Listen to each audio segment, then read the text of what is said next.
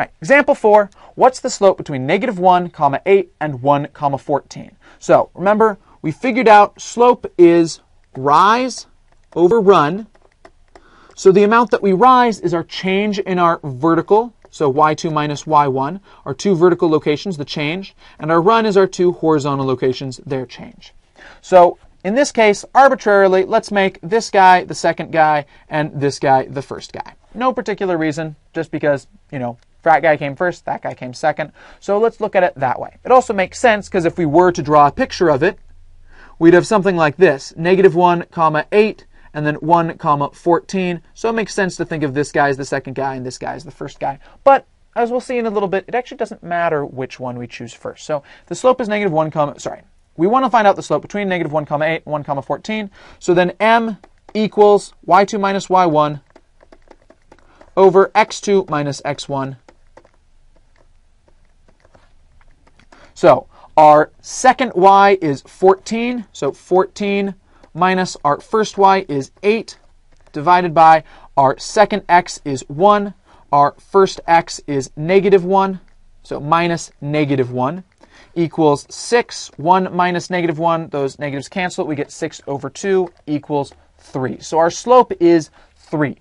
What is the slope going to be if we switch our first and second points, right? So instead, we make this guy 1 and we make this guy 2.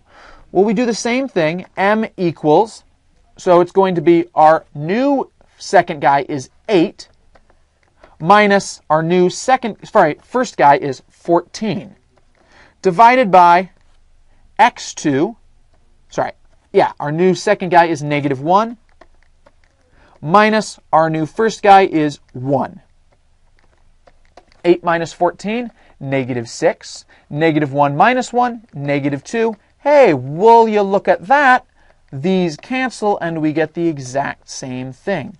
So if we switch our first and second points, who we arbitrarily decided to make second and first, does it affect what the slope comes out to be? No, it doesn't. Why? Because the negatives, it introduces negatives on both the top and the bottom. They cancel out. So if we have negatives showing up because of the switch, they're going to show up on both the top and the bottom, so we'll always see cancellation. So it doesn't matter if we plug in our one guy as the first guy or if we plug in that guy as the second guy. It doesn't matter who gets to be called first and second as long as we match up our seconds and our firsts have to match up vertically. If we have one point be the second point on the top, the second y coordinate, then has to also be the second x coordinate, has to come first on the bottom as well. So we all have to make sure that the points match up vertically, right? 8 and -1, -1, 8, 14 and 1, 1, 14. They match up there. Let's prove this though. If we want to prove that this always comes out to be the case. So to prove this, what we want to show is that it doesn't matter if it's y2 minus y1 over x2 minus x1 versus y1 minus y2 over x1 minus x2, right? If we swap the location of who gets to come first, who gets to be more on the left in the fraction. It doesn't matter who gets to be more on the left or who's more on the right. That's what we want to show. So how do we prove it? Well, let's start off with this guy here. So we'll have y2 minus y1 over x2 minus x1. Now, we want to be able to get that to start looking like this thing. And we say, well, y2 minus y1, oh, hey, that's pretty much the same thing, but it's got a negative introduced to it, right? So how could we introduce some negatives here? Well, let's write it again, y2 minus y1 over x2 minus x1. We can multiply it by 1, right? Wait, what? Well, yeah, 1, right? I can multiply anything by 1 anytime I want. You can't stop me from multiplying by 1, right? I can take any number and multiply by 1, and it has no effect. So everything is equal to just itself times 1.